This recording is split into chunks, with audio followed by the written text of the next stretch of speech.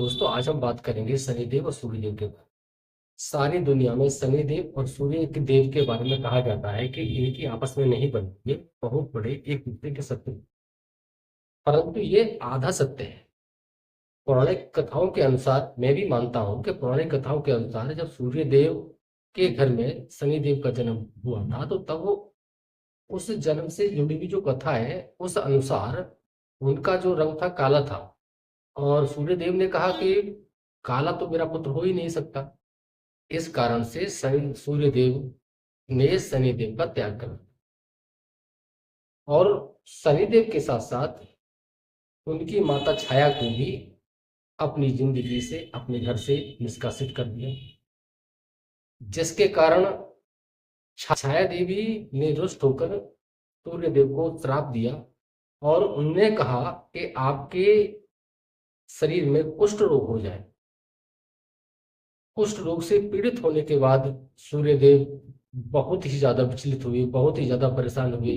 तब सूर्यदेव के जो दूसरे पुत्र हैं यमराज, उन्होंने तपस्या की और उस कष्ट से, उस छुटकारा से, कुष्ठ रोग से सूर्यदेव को निजात दिलवाई, उनको रिलीफ जब मिल गया। लेकिन सूर्यदेव के अंदर का जो क्रोध था वो शांत नहीं हुआ। सूर्यदेव ने गुस्से में आके छाया और शनि के घर को भस्म कर दिया, जलाने। और जलाने के बाद जब उनको एहसास हुआ कि ये मैंने क्या कर दिया, तो घर जाते, वहां जाके देखते हैं कि वहां पे तो कुछ नहीं बचा है, सब कुछ ध्वस्त हो चुका है, सब कुछ नष्ट हो चुका है।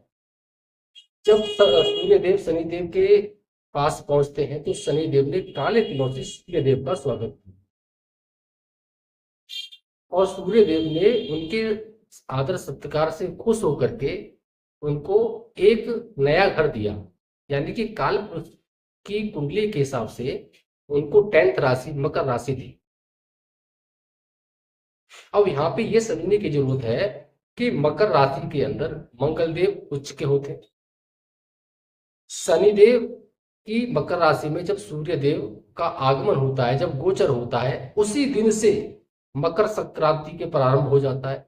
उसी दिन से सारे के सारे मंगलिक कार्य स्टार्ट हो जाते हैं। तो कहने का मतलब यह है कि शनि और सूर्य की आपस में शत्रुता नहीं है।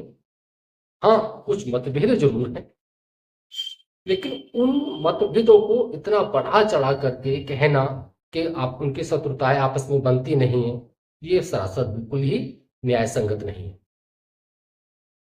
और जिस दिन सूर्य देव शनि देव की मकर राशि में गोचर करते हैं, उस दिन से मकर संक्रांति तो प्रारंभ होती ही होती है। और वेदों अनुसार, शास्त्र अनुसार कहा जाता है कि माँ गंगा का अवतरण भगीरथ की प्रार्थना के अनुसार धरती पर उनका गंगा माता का अवतरण हो। उसी दिन गंगा स्नान करने का बहुत ही महत्वपूर्ण होता है। दोस्तों, सूर्यदेव आत्मा के कारक है। सूर्यदेव आपकी कुंडली में जहां बैठते हैं, जिस स्थान पर बैठते हैं, उस आत्मा, उस भाव, आपकी आत्मा उस भाव से संबंधित होती है। आप दुनिया जहान में कहीं भी जाए, लेकिन आपका वो घर, वो हाउस आपका पीछा जिंदगी नहीं में जिंदगी भर नहीं छोड़ने वाला है। सारी जिंदगी आपकी आत्मा आपको उस हाउस में फंसी हुई मिली, अटकी हुई मिली। उस हाउस के बिना आपको कहीं भी चैन नहीं है, आपको आनंद नहीं है। अगर वो कहते हैं कि आत्म आनंद की अनुभूति होना, तो आत्म आनंद की अनुभूति अगर आप अपनी लाइफ में चाहते हैं तो सबसे पहले देखिए कि आपकी कुंडली में सूर्यदेव किस भाव में बैठे हैं, किन ग्रहों के साथ में बैठे हैं। वो जिस भी भाव में बैठे हैं, उस भाव का कार्य आपको आपकी आत्म संतुष्टि प्रदान करने में सहायता करेगा। दूसरा, शनिदेव जिस भाव में बैठे हैं, उस भाव के बारे में कहा जाता है उस स्थान की वृद्धि करते। अगर आपकी कुंडली के अंदर शनिदेव और सूर्यदेव एक साथ बैठे हैं, तो जरा ये सोच को देखो, अपने दिमाग से भी लॉजिकल तरह सोच के देखो कि शनि आत्मा के कारक हैं, यानी कि आपकी आत्मा उस भाव से जुड़ी हुई है। और दूसरी तरफ कहा जाता है कि स्थान वृद्धि करे शनि, तो शनि जिस स्थान में बैठे हैं उस स्थान की वृद्धि होगी। और सूर्यदेव आपके पिता के कारक भी हैं, सरकार के भी कारक हैं, अथॉरिटी के कारक हैं, पावर के कारक हैं।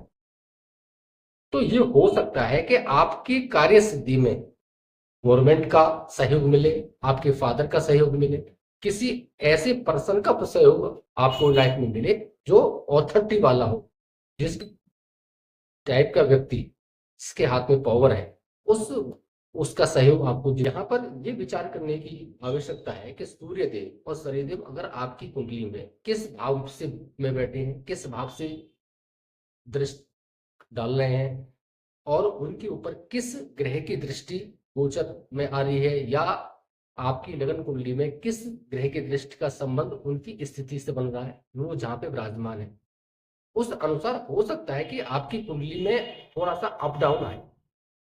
लेकिन वो सरासर ये कह देना कि शनिदेव और सूर्यदेव की आपस में शत्रुता है, इस कारण से आपको अच्छे फल नहीं मिलेंगे, ये बिल्कुल गलत बात।